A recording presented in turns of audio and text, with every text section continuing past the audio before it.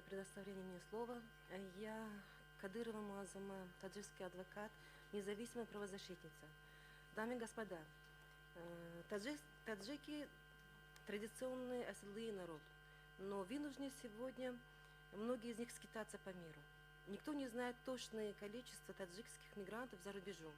По данным миграционной службы России, только в этой стране находится 1 200 000 выходцев из Таджикистана. Принято считать, что мигранты, таджики в России и других странах СНГ – это исключительно трудовые мигранты. Но далеко это не так. Многие из них практически являются беженцами, так как на родине им грозит задержание, пытки и тюремное заключение и депортация таковых равносилы и экстрадиции. И только за последний год России таким образом видно таджикским властям 2 члена ПИФТа и 3 члена группы 24 под давлением заставили вернуться в Таджикистан, находясь под угрозой многие еще другие. Миграционное законодательство России устроено так, что практически невозможно не нарушать. Основная проблема наших мигрантов остается требование регистрации по месту проживания, которое невозможно выполнять. В Таджикистане, как не раз здесь говорилось, что человека могут посадить даже за лайк в комментарии в соцсетях.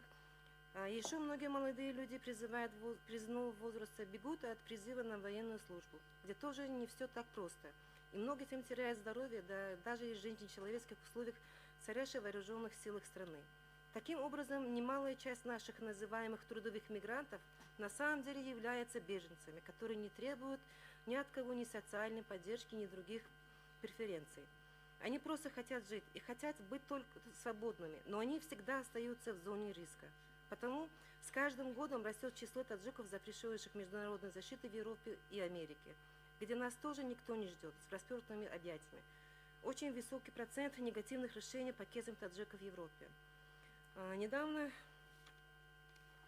группа членов 24 Мустафа Хайотова вынужден был объявлять голодовку, так как его держат в закрытом лагере в Польше в течение уже 1,5 года. При депортации его там ожидает, естественно, пытка. У меня на руках есть решение суда, которые его могут держать там только до 26 сентября. Прошу власти обращать на это внимание.